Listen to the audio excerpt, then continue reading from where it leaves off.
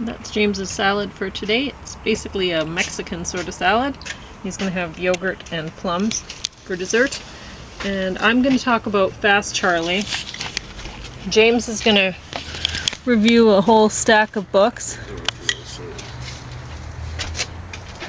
These ones.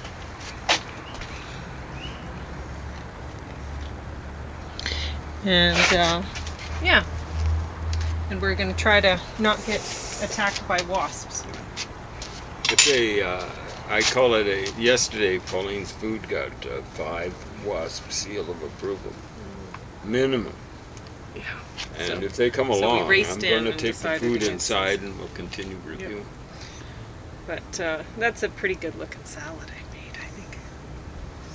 Anyway, Fast Charlie. This stars Pierce Brosnan. And I was really not wanting to watch it for the first while.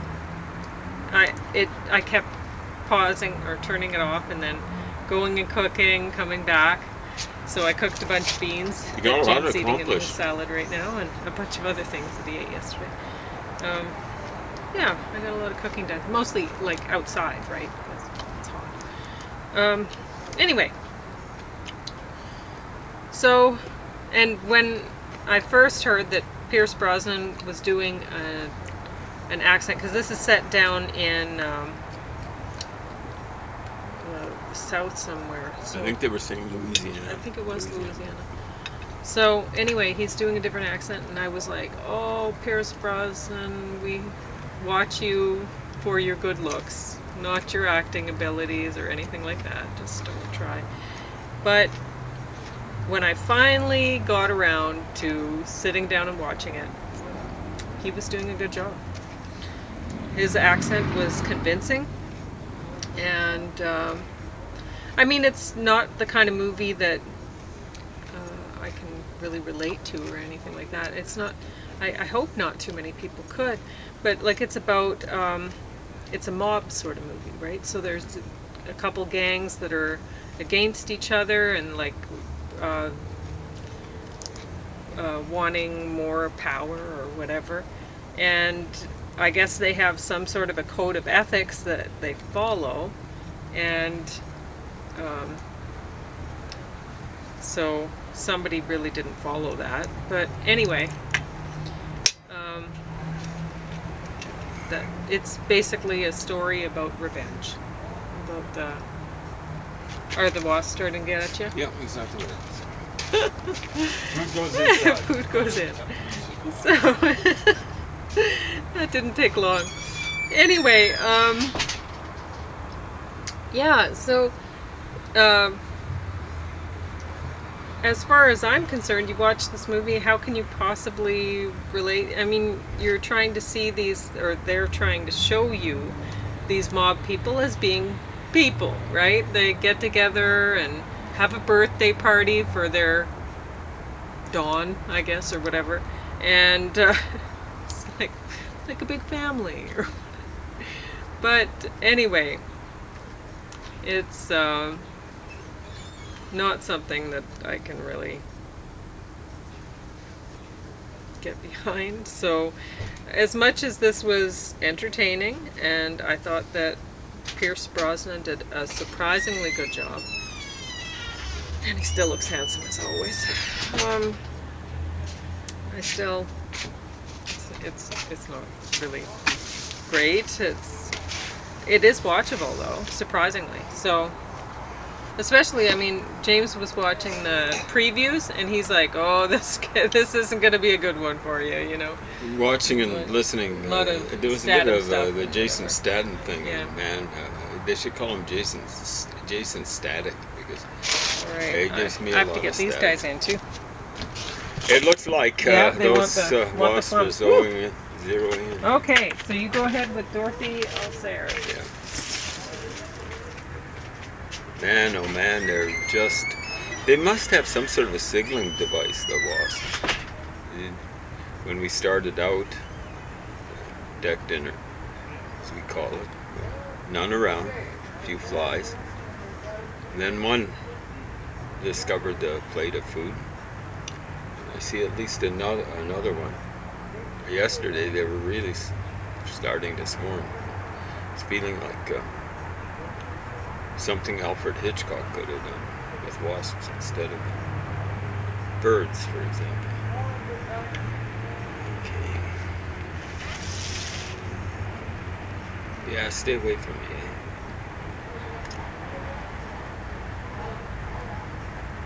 Yeah. Can't believe these aren't food. The wasp can. I can. I don't even think of them as necessarily much thought. Just checking some of the traffic going by. Yeah. Doesn't make much sense. It's kind of like a one-lane alley. Most alleys are kind of like at least 1.5 lanes here in Lethbridge. Anyway, so here's a bunch of Dorothy L Sayers stuff that I've finished up the last little while. The Unpleasantness at the Bellona Club. And I believe that was a club that Lord Peter Wimsey hung around in. And this thing, the book purports, first published in 1921. But I was reading some of the literature, well, not really literature, but stuff in the back of some of these books, that she wrote or published her first book, Dorothy L Sayers, in 1923. So I don't know.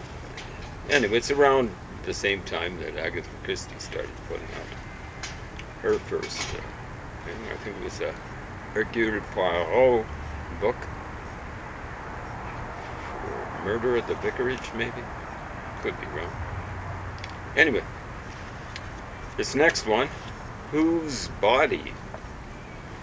So, as I recall, it has something to do with a strange person. They don't know who the dead person is, or was, or whatever. That one's 1923, according to some of the front end matter, not the back end. Okay, Whose Body? Lord Peter Views the Body, featuring Lord Peter Wimsey. So this, as I recall, is a collection of stories. The Abominable History of the Man with Copper Fingers, the entertaining episode of the article in question. The fascinating problem of Uncle, entertaining episode, that's at least got alliteration. The pulsating problem of Uncle Meleager's will, the fantastic horror of the cat in the bag, the unprincipled affair of the practical joker, the undignified melodrama. There's a lot of... Well, it seems to follow one rhetorical schema. Well, which was the best of these books? Well, I don't know. I'm not a big fan of the short stories. I'm not a big fan of mystery short stories anyway. Maybe Arthur Conan Doyle did the best at that. I prefer the full Sherlock Holmes novels or whatever. Usually mystery stories are like 200 pages or less. See this one, In the Teeth of the Evidence. It's again absorbing tales of crime and detection, so it's a collection. And I'm not a big fan of these ones in particular, but generally mystery short story. I'm going to deal with these. Striding Folly, Dorothy L Sayers. This one's quite a bit later. When was this Teeth of the Evidence? 1939, it looks like. How about this one? Lord Peter Views the Body. Collection of short stories. 1928. So in 1939 is a little bit later than some of these.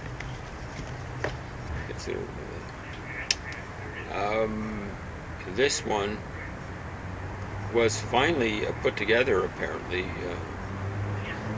in 2003.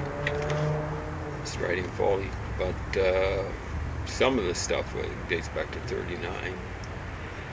Another story to 42. I think there's only 3 in here. Yeah, exactly. 3 stories, but one of them never had been published in Dorothy L Sayers' lifetime. Anyway, 72 was when the 3rd story was put out, along with the first 2 that came out in 30. So they've chucked a few illustrations in there, hey? Yeah, they're not the greatest, but they're not bad. I mean, that kind of gives a sense of character. Mr. Puffet. He seems like a kind of a fun guy. Well, it could have been like a Mr. Pug face or something like that, because he looks a little bit like a pug dog, right? Well, he's a bit puffy in the cheeks. I know, maybe that's why why he's called Mr. But yeah, I don't. Well, there's a picture of that's supposed to be a peach. It looks as though it might have been taken off a photograph. There's one of a snake in here. Oh, you like that one? Not the best. It's kind of more what you expect from a murder mystery sort of thing. Reminds me of a Sherlock Holmes story. There's a That's a woman pretty good going picture. upstairs, and she's In the nude? not varying states of undress, total state of undress. And then there's a guy with a knife in his throat. I don't like it when people mix Sex and violence. I think it's in bad taste. And there's someone looking, or trying to look mysterious. This one actually looks like a real copper police officer. It looks like Winston Churchill. Police garb. The haunted policeman. Well, I like this picture better than the other ones. I know. But I don't really It's like kinda the cover old-fashioned. art as much as the inside stuff. It's pretty boring cover art, really. This was all right. Yeah, whose body? You know, like you just see a hand and. But the rest of them are A pretty woman good. who looks like a street lingerer, not so much a street walker. This here's a dude looking kind of evil, like a Yeah. rooks. One of them. That guy looks like a real dead person, right? Well, I find it interesting that they put illustrations in there. You know, I so know it's sort of it's, like a it's you don't see that much. There's No. a very dead-looking crow. crow or raven. This one's kind of weird. It's kind of a dream that. That Lord is kind of Peter- nice. Yeah. His name is Peter Death. Can you believe it? Death for a middle name. Death Breeden. I think it goes Breeden Death or Death Breeden. Now here's Lord Peter, dressed to the teeth, but you know this isn't an accurate representation because he's supposed to have a big nose, like a maybe like a. So I guess the illustrator didn't read the. I don't know, and a novel. thin face. Like what's going on there? Yeah. This guy looks like Lord Ooh, that's really Conrad hot. Black, former Lord. He got hot in the sunshine. It did, yes. It is a warm day, and it's basically only the noon now. I'm not mistaken. Anyway, this representation of Lord Peter is quite a disappointment. There's one book, it's not here, that I finished up a while back that has a much better representation of him with his monocle in. His monocle is supposed to be something like a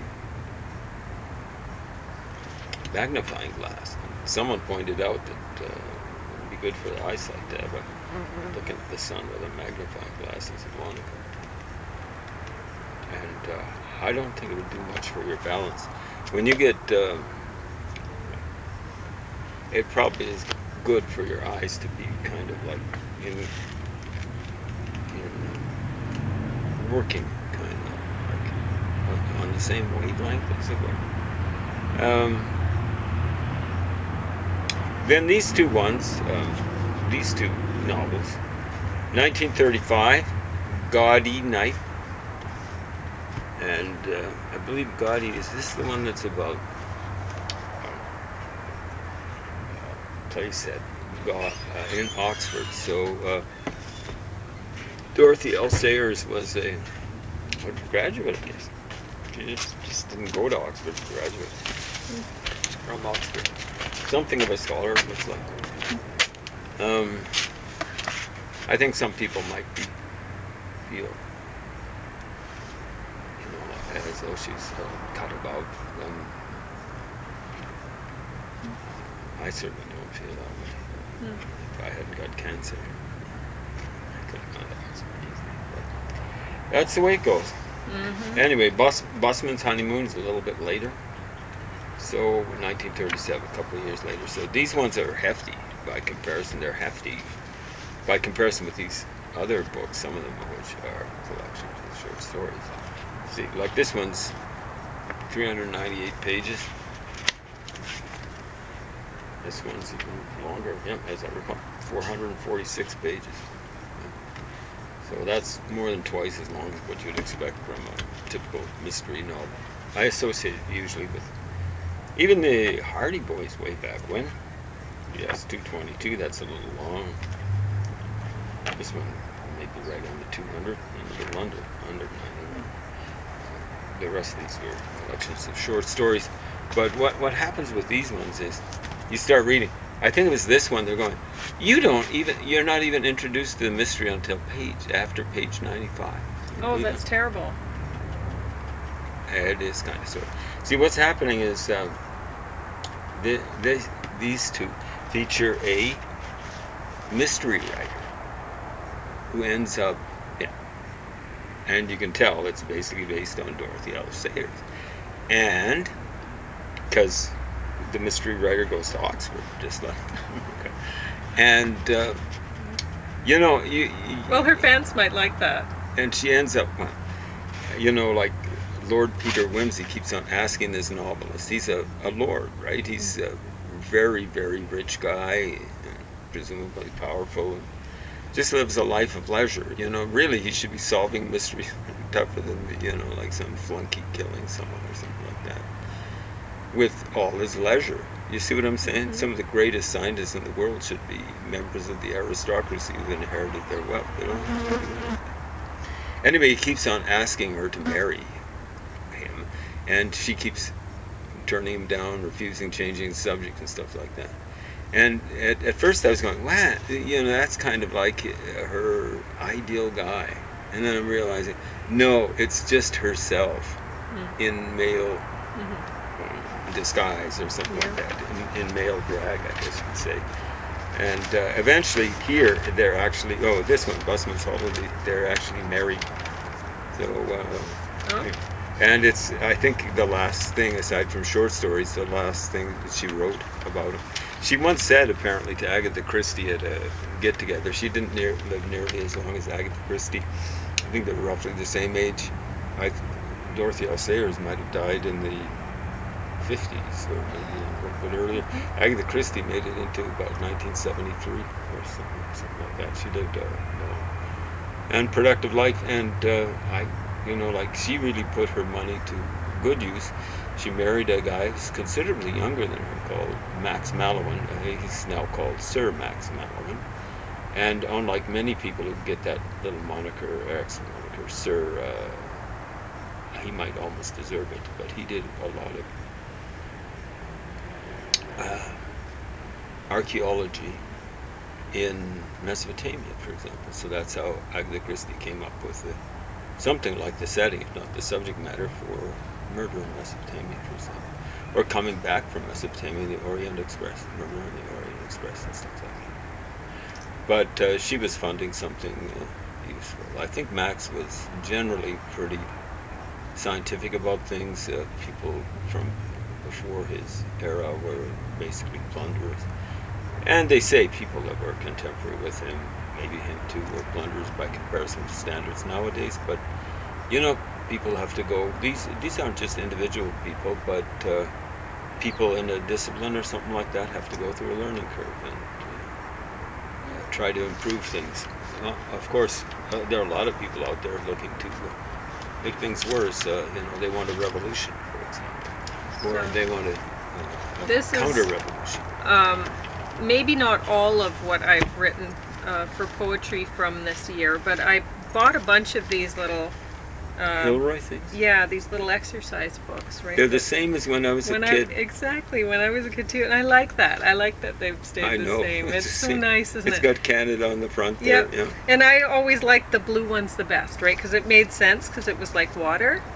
And my parents would say, well, there's no water down here, so it doesn't matter. You can use them all, but I didn't want to use them all. I only wanted the blue ones out of the package. Yeah, they've made water out of Alaska too, not just the continental United States. So Yeah. Alaska ain't on the map. Exactly, yeah. My parents would try to explain that to me, but this made sense to me. The blue should be water, it's whatever. They have modernized the boundaries, like for the Nunavut and stuff Oh. like that. So they had to. So they they're changed probably it a going, little oh bit. man, we gotta Yeah, pay oh. for that. But anyway, yeah, so I've gotten this much poetry written. Well, a bit more than this, actually. But I can't fit everything in my That's pretty binder impressive. now. Yep. So now I have to get another binder. But Now, you can how get long these, a period did you say that was? Just 1 year? About a year. Wow. Because I got these last year, Yeah. just a little bit later than now. Because once the kids already have their school supplies, then you can get this for it's really cheap. cheap. Yeah. So you can go out and get all of your poetry supplies for really cheap, and then just. So work- today, Yeah. in that vein, Pauline bought some suntan lotion. I did. It's a but, sunny day today, Mhm. but it's coming up to fall. yes, and so I mean, it doesn't expire until like the one tube I bought us each a tube this time, and the one expires next November and the other one next December. So we're fine. We have a whole hiking season with this stuff. Yeah. Like Yeah. if we invested in the stock Well, a little market, bit we'd make more, a fortune because we can use it still. we this believe year. in buying cheap and selling dear. Well, we most don't. other people Most of the would. things we don't sell. We buy That's cheap, exactly right. but we don't have any intention of selling anything. So, Well, they say in the stock market Um, you shouldn't sell anyway. It tends to be guys who tend to be like lane weavers in when they're driving, you know, speeding, and they find out that guys don't do as well on average as women investors. Why? Because they sell. So Smart I was investors looking hold. up. I've been rewriting all of my poetry from the lesson plans that James gave me in 2020. So I've been So quite a redoing while that back. this summer because I thought, oh, it should all be hiking poems. So and then I've been looking up the different forms because he would assign me various forms, but all chopped up into different ways. And To make them more challenging Yeah. and more interesting, frankly. so he'd have me progressing, you know, with using these various forms, and then but in a different way, right? And so he had given me a Z-gel, I think it's called, or Z-gel, and I told him what you gave me is not right according to what Google says, but this is what Google says. It should be, so I'm going to give you my trusting little. the This one's for a Princeton- kid's book one day, I think. I'm trusting the Princeton Encyclopedia of Poetry and Poetics. A Okay. book.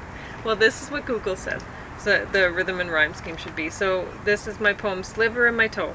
I have a sliver in my toe. Just how it got there, I don't know. It hurts, and so it has to go. I guess I'll have to dig it out. And digging's gonna hurt, no doubt. It does no good to pause and pout, and yet I'll do it even so. Perhaps this sliver's meant to be a temporary part of me. I want no further injury to have me limping. No, oh no. So that's the sigil. And it was just a short little thing I thought might be cute for kids. Yeah, exactly right. It's a little bit youthful. Yep. It's important to be able to write for different audiences. Really, if someone can only write for one type of audience, it's okay too. But yeah, so that's. I just wanted to show you this so that you could go out prepare. Just wait, bide your time, and wait until the kids have already gotten their school supplies, and then a couple weeks from now, you can stock up. Yeah, so like if everyone did it, there'd be no discounts. But Yes, but how most many people want to write poetry? Well, most people just don't shop sense. Or do whatever. I mean, like, I used to use things like this for, like, get really lots and lots of paper, loose leaf paper, and then just make notes, like, go through the great courses and whatever, take lots of notes. So, but if you're a lifelong learner, then you have use for the school supplies. Once the kids don't anymore. So something similar happens with hikes. Like we recommend water. I'm not worried about that. We're not going to get a huge influx of people in the water and just on our say-so or anyone else's say-so. Yeah. I was looking at, in that book that I'll be reviewing maybe tomorrow or something like that, where it deals with the mountain parks in Alberta, but also Glacier Park, because it's allied in Sure. some way with Waterton Yeah, it makes Park. sense. And they gave a comparison of, I believe it was population density for Calgary, Jasper, and Banff. And Banff is 3 times more crowded per unit area than Jasper. Well, that makes sense. Don't bother with Yeah. Banff if you don't like being around We don't people. like going to Banff. I don't even like going to Jasper by comparison with Waterton, because Mm-hmm. even though Waterton's got a small area, it doesn't seem that cramped. It was cramped on the trail, the last one we did, But it most was a of long the weekend. parks, they're like, they say that most people don't go further than a kilometer from the parking lots. Yeah. So just go do that. Go further. Get and away then, from. Yeah, and then it's not. Then it's only bad going from the parking lot and back to the parking lot. But and when you're going some of the parking lots, it's crazy right until it's dark. You know, it's still very, very busy. Like Red Rock Canyon in Waterton, it seems everybody wants to hit that on the way out, right? So they've hit whatever they've wanted to hit in Waterton Park, and then they go to Red Rock Canyon, look at the canyon and whatever, and then they leave. But it's always very busy in the parking lot. Well, it's to the point now where I figure I should be wearing a mask going across the bridges, Yeah. going out, coming in, more coming back in, because usually we start quite early. I finally found a good alarm clock that can get me up at a sensible time. Pauline is usually a very, very early riser, so that's not so much of a problem for her most days. Anyway, yeah, I was walking this morning. I saw this kid on an e-bike. Mm-hmm. He's the kind of kid, I don't know, he's maybe 10 years old. The kids, not me, would have been calling fatty 4x4. And I don't know if that goes on in schools. Like, who would they single out? You know what I'm saying? Yeah, I don't like, think anybody take your was kids busy. out on I can remember my dad taking us when we were small little sprats in Regina, multi-kilometer walks. And we look forward to this. Do we have to go? You know, and we're on the walk. When's it going to be over? You know, kids are a little bit like dogs, or they used to be. I don't know, they love running around. They just keep going. You know, like it reminds me of this wonderful dog we saw on our second last hike, Carthew Alderson. Yeah. That's a challenge. It's over 20 kilometers. If you do the little side like Pauline and I did, it's 20.5 kilometers about. There's a little viewpoint on what they call the call by Carthew Alderson Call. It's really just a little ridge off of Carthew. But anyway,